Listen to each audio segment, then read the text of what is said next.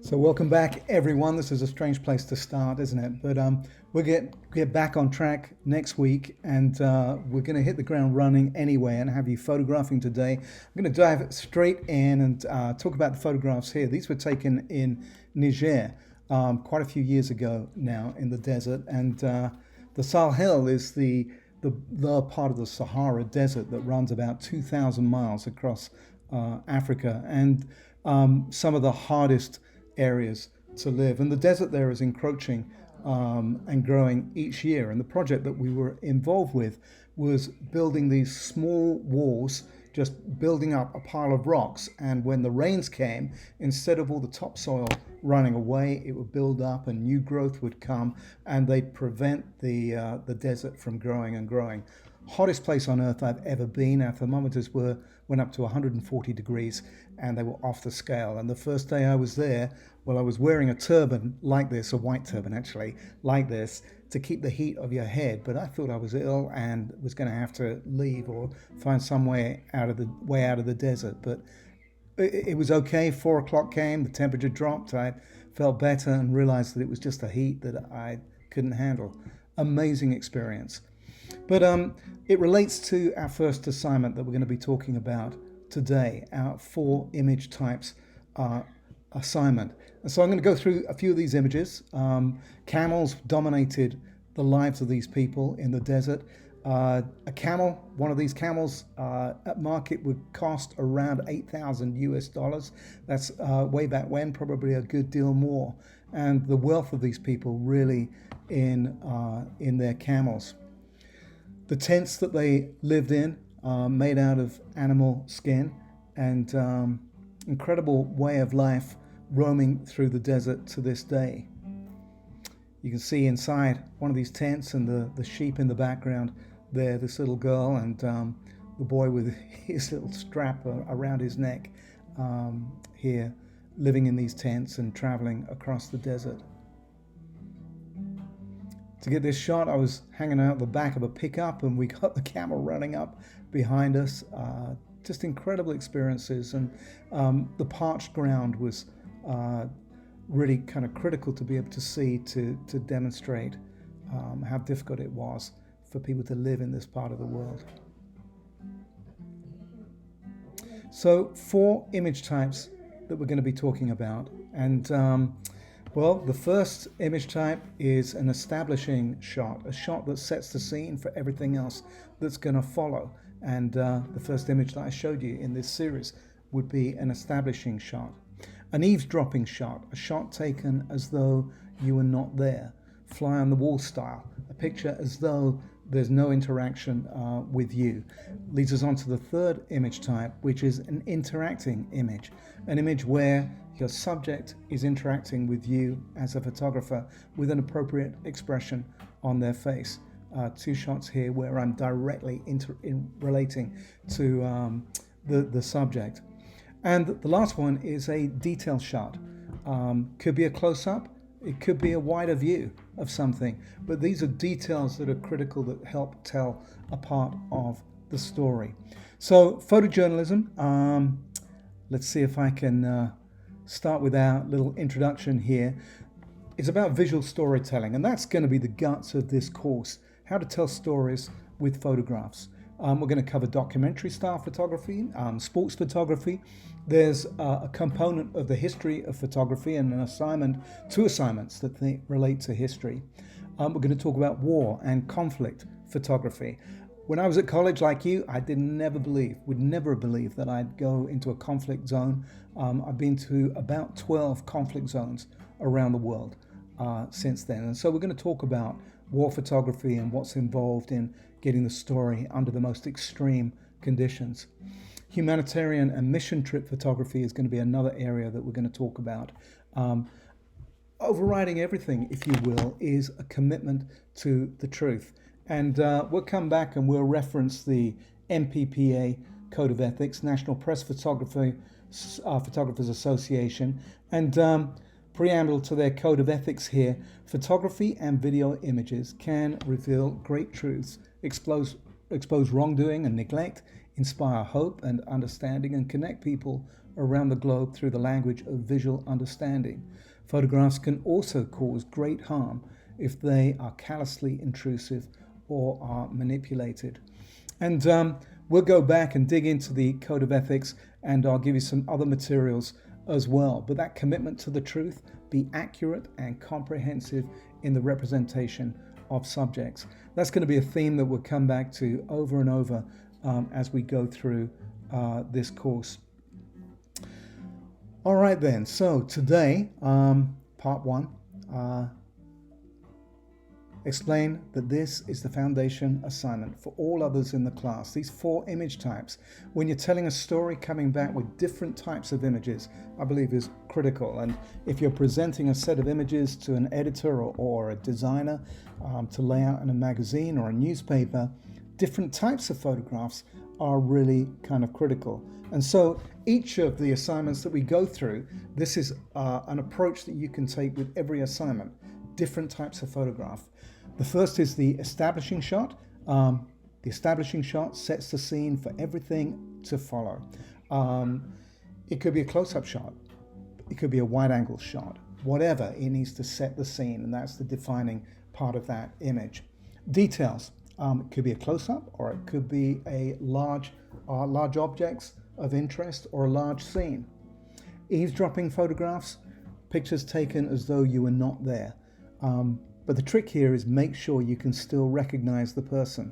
So it's easy to take a picture of the back of somebody's head, but you need to be able to recognize them, and getting the angle right, and so that the person is not aware of your presence, or certainly not acknowledging that presence, is a critical thing that we're looking for there. And the fourth, interacting images. That is that the subject is interacting with you as a photographer, not that two people are interacting together in the photograph. They're interacting with you. So it could be a portrait shot or something that you've cut in, and obviously they're looking directly at the camera, but with an appropriate expression. It could be a smile, and a great smile can work well. It could be a really serious look, and if it's a serious subject, that's going to be a really important part of the image. In a moment, we'll look at some previous student work, and but there are things that prevent an image from being believable. And a couple of examples here: someone in the background looking directly at the camera, that alerts them to your presence, and someone about to smile because they know that they're being watched. And I think that's a familiar experience for many of us, that we know and sense when a camera is being pointed directly at us, that we can get nervous, we can start to smile, any number of expressions, but we're not acting quite as naturally as we did previously. To do the assignment, we're going to split you into 2 groups, send you up to the library, and you're going to photograph in those 2 groups. You're going to have to take it upon yourself to organize those groups, and Miss Henderson will help split you into groups, but 2 or 3 people around a table looking at magazines. Individuals pulling back books out and flicking through. You might have someone sitting down between the bookcases, somebody sitting on one of the chairs. There are also study areas in the library with tables. You can sit behind the tables. Basically set up 3-4 different types of setup that the other part of the class can then photograph. And your assignment is to photograph the 4 image types. We need an establishing shot, that is a shot that sets the scene. We need close-up or detail photographs. We need shots of you eavesdropping on people, fly on the wall style as though you were not there, but still you can recognize their faces. And the fourth kind, looking directly to camera, interacting images. Those are the four images. So you'll probably give each group about 30 minutes. You'll have to decide when to split, and then the other part of the group will cut in and take it in turns to photograph. The group that's going to pose, first of all, take your cameras off and put them behind the table at the back in the library. They're very helpful up there, and I'm sure they won't mind putting your cameras somewhere safe. And then when it's time for you to shoot, switch out, get your cameras. The other group, put your cameras behind and pose. We've done this many times and it works really well. So I feel confident that we're going to get some great images. Normal workflow today as well. So you're going to make your selections, do appropriate editing with dodge and burn, deliver in the assignment folder, print and deliver in the box as well. The rules for editing in photojournalism: you cannot manipulate the image, but you can do a light dodge and burn. And the traditional thought is what you could do in a darkroom, traditional darkroom, would be acceptable in photojournalism. But if you do extreme dodge and burn, where you're masking part of the image and you can no longer see the detail, then that is not acceptable. It's interesting teaching this class in tandem with the commercial class. Commercial advertising work, anything goes. You can make make-believe pictures and it's absolutely fine, but not so in photojournalism. That commitment to the truth is the underlying thing. Right at the bottom, you can see my lesson objective there: introduce the types of image that will need to be understood for all other assignments. These 4 image types is a critical part of what we're doing. I'm going to look at the assignment sheet quickly. These videos are fairly short, so we got to be really quick as we go through. 210601, 4 image types. Your assignment is to take a range of images that give a good sense of location. Shoot in reference to the 4 image types below. With the exception of your interacting image, your photograph should appear as though you were not present, in a fly on the wall style. So the 4 image types again: establishing shot. Make sure you're taking notes on this. Establishing shot, a shot that sets the scene for everything to follow. A detail or a close-up shot. An eavesdropping shot, taken as though you were not there, but still so that you can see the facial expressions. And an interacting image with the subject aware of your presence. Standard delivery on the assignment. So 12 images is what we're after. Break these down: 1, 2, 3, 1, 2, 3, 1, 2, 3, and 1, 2, 3. So 3 images of each image type. 1 image contact sheet for Blackboard, 12 images and a contact sheet for the server, and a print, 1 print, your favorite image, and a contact sheet. All right, let's look at some previous student work here. And this is a bingo hall. And so an establishing shot, setting the scene for everything that's going to follow. Eavesdropping shot, detail shot, eavesdropping shot, and a rather gruff interacting shot. I'd really love you to work with your interacting shots, get smiles or expressions of concentration can be appropriate as well. So in the past, different students have gone to different locations for this, and if you want to go the extra mile and go and do this assignment, redo it in another location after you've gone to the library, that will be fine. But tattoo parlor, detail shot, first one, the eavesdropping shot, of course, another detail shot, an establishing shot. Perhaps not the most exciting, but a picture of a sign that just places it can be cool. An event, detail shot, I'm not sure. I guess an eavesdropping shot of action, another detail shot, eavesdropping shot, eavesdropping, interacting, detail, eavesdropping.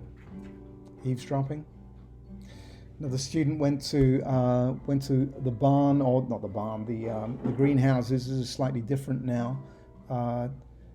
We don't have all the image types here, but some really nice images that were taken nonetheless. Eavesdropping, detail shot, another detail shot. Love this great photograph.